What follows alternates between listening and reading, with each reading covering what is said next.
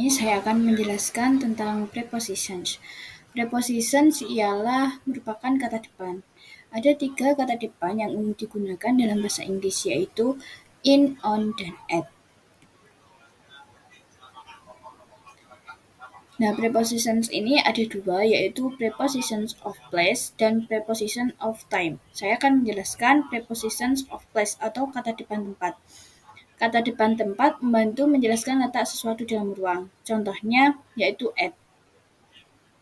At ini digunakan sesuatu yang benar-benar berada pada tempat yang spesifik, yang jelas gitu. Contohnya ada di halaman 18 1.4d. He's a student at Moscow University.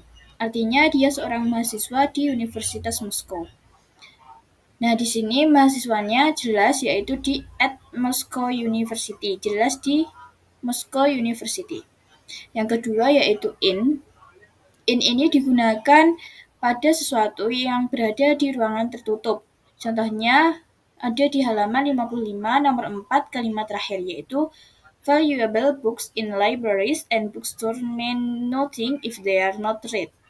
Buku-buku berharga di perpustakaan dan toko buku tidak ada artinya jika tidak dibaca. Nah, buku di sini berada di perpustakaan. Perpustakaan yaitu ruangan yang tertutup kan. Berarti bukunya itu berada di ruangan tertutup, yaitu perpustakaan. Jadinya pakai in. Yang ketiga yaitu on. On ini digunakan pada sesuatu yang berada di atas permukaan. Contohnya di halaman 53 reading exercise 1 nomor 4. When taking note, we have to focus on the note in order to make it clearer and readable. Artinya, saat membuat catatan, kita harus fokus pada catatan tersebut agar lebih jelas dan mudah dibaca. Nah, di sini ada on the note. On the note kan catatan kita kan mestinya ada di sebuah bukunya. Tulisan kita itu ada di atas permukaan buku, begitu. Assalamualaikum warahmatullahi wabarakatuh. Nama saya Muhammad Reza Wirayuda dengan NIM akhir 0014. Di sini saya akan menjelaskan materi tentang conjunction. Dari definisinya, a conjunction is a word that connect words, phrase, clause, or sentence. Jadi, konjungsi adalah sebuah kata yang menghubungkan sebuah kata, frase, klausa, dan juga kalimat. Nah, konjungsi ini digunakan untuk membuat kalimat yang lebih kompleks dan koheren. Koheren di sini itu artinya serasi atau kepaduan dengan menghubungkan ide dan informasi secara bersamaan. Kemudian di sini for example at page 44 untuk contohnya ada di halaman 44. Di sini contoh yang pertama adalah jika kita menggunakan conjungsi. If we use a conjunction, I like reading and listening, but I don't like writing afterward. Jadi di sini artinya aku suka membaca dan suka mendengarkan, tetapi aku tidak suka menulis setelahnya. Nah, di sini kata and atau jika diartikan artinya dan itu sebagai penghubung untuk kalimat reading dan juga listening, untuk kalimat mendengarkan, kalimat membaca dan juga mendengarkan, dan juga menyambungkan untuk kalimat selanjutnya yaitu tetapi, but, tetapi aku tidak suka menulis. Sedangkan jika kita tidak memakai konjungsi di sini, for example, without conjunction, I like reading, I like listening, I don't like writing afterward. Jadi aku suka membaca, aku suka mendengar, tapi aku tidak suka menulis. Nah, di sini kan kita jadi dalam pembuatan kalimat ini terlihat sedikit memaksa ya untuk mengungkapkan dalam serangkaian kalimat seperti itu. Kemudian selanjutnya di sini ada some common example for conjunction atau beberapa contoh umum konjungsi yang sering digunakan adalah yang pertama and, dan, terus kemudian ada but, itu tetapi, kemudian ada although, itu meskipun, kemudian ada which itu yang, kemudian ada because itu karena, ada or itu atau, kemudian ada if itu jika. There are several types of conjunction. Jadi di sini ada beberapa tipe konjungsi, termasuk coordination conjunction. Di sini konjungsi koordinasi, kemudian correlative conjunction atau konjungsi korelatif, dan juga subordinating conjunction. Jadi konjungsi subordinatif. And for some another type will be explained by other friends. Thank you. Terima kasih. Ya, selanjutnya itu ada prepositions of time.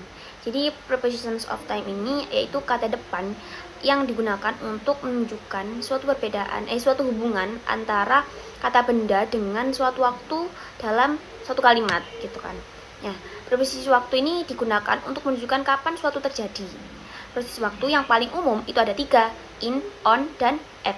Nah, yang pertama yaitu in. In ini digunakan untuk periode waktu yang lebih umum atau panjang. Nah, ini untuk menyebutkan waktu yang kurang spesifik gitu, yang kurang spesifik seperti parts of the day, month, years, centuries, sama season. Itu kan gak spesifik gitu. Contohnya kayak parts of the day itu kayak in the morning, in the evening, kayak gitu. Terus kayak in July gitu kan. Jadi kayak kurang spesifik gitu loh. Selanjutnya ada on. Nah, kalau on ini digunakan untuk waktu yang lebih spesifik dari in tadi, terutama untuk hari dan tanggal. Jadi contohnya itu yang spesifik pokoknya ya. Yang pokoknya hari dan tanggal itu spesifik, dijelaskan gitu. Contohnya days of the weeks, special date, specific date, special days, kayak gitu. Jadi kan lebih spesifik gitu kan. Kayak misal tanggal berapa gitu, misal tanggal 4, terus tanggal pagi gitu, hari Senin, maksudnya hari Senin gitu, on Sunday, on Monday gitu kan, kayak tanggal 4 hari Senin gitu. Terus dilanjutkan ada yang terakhir itu ada at. Nah, at ini digunakan yang lebih spesifik lagi. Jadi kan in, on, dan at itu dari yang kurang spesifik ke yang spesifik dan yang lebih spesifik lagi. Ini ada at. Nah, at ini digunakan untuk waktu tertentu pada hari itu. Nah, biasanya itu digunakan untuk menunjukkan jam atau momen yang sangat spesifik dalam satu hari. Ya, kayak gini. Digunakan untuk, ya contohnya itu waktu spesifik, hari raya atau festival tanpa day gitu kan. Terus contohnya itu the train leaves at 6 p.m. Ya, kereta berangkat pada pukul 6. Itu kan dijelaskan ya, nggak cuman pada pagi hari, pada hari Jumat, hari Minggu, nggak kan. Jadi ini dijelaskan pada pukulnya. Jadi kayak tepat pukulnya itu jam 6. Kayak spesifik banget gitu kan. Jadi kayak jam 6 itu keretanya tuh berangkat gitu ya. Terus selanjutnya ada preposisi waktu umum lainnya. Ya itu nggak cuma 3 aja sih guys, itu ada banyak, cuman yang paling umum saja ada 3 tadi. Terus yang lainnya tuh ada before, after, during, until, or till, by, ya kayak gitu. Contohnya yang before tuh before dinner, after lunch, during the meeting, until 5 p.m, till sunset, by Friday, by the end of the week. Ya begitulah contoh-contohnya. Itu selain 3 tadi tuh ya ada lagi for, since, terus apa lagi, after, ya itu pokoknya itu. Di sini saya akan menjelaskan tentang coordination conjunction. Coordination conjunction adalah kata yang digunakan untuk menghubungkan kata, frasa, klausa yang secara tata bahasa sama atau mempunyai tingkat kepentingan sama dalam suatu kalimat. Nah, di dalam coordination conjunction sendiri ini ada 7 kata. yang biasa disingkat fanboys. F. For, menunjukkan alasan seperti because. Contoh, I was late, my car ran out of gas. Kalau kemasukan for menjadi I was late for my car ran out of gas. Yang kedua yakni N yaitu menghubungkan hal, kalimat atau ide yang serupa. Contoh, it will rain tomorrow. It makes snow to the next day. Kalau kemasukan N menjadi it will rain tomorrow and it makes snow the next day. Nah, yang ketiga yakni nor. Nor adalah kata yang dapat menghubungkan dua kalimat atau ide negatif. Contoh, Elizabeth didn't like math. She didn't like English. Itu belum kemasukan nor. Kalau kemasukan nor menjadi she didn't like math nor did she like English. Yang keempat, but menunjukkan perbedaan atau perubahan antara dua kalimat atau ide. Contoh, we have time to play tennis. The court is closed now. Kalau kemasukan but menjadi we have time to play tennis but the court is closed now. Yang kelima yakni or menunjukkan pilihan antara dua kalimat atau ide. Contoh, we can wait in line for the movie, we call it dinner first. Kalau kemasukan or menjadi we can wait in line for the movie or we call at dinner first. Dan yang keenam yakni yet menunjukkan arti perbedaan atau perubahan. Yet sendiri sangat mirip dengan but. Contoh yet ya, I didn't study very hard. I got a good score and the best.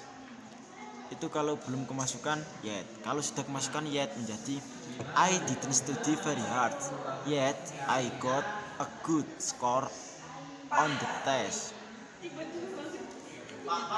Yang ketujuh yakni so merupakan lawan kata for. Lalu for kan sebab. Nah, kalau so menunjukkan akibat.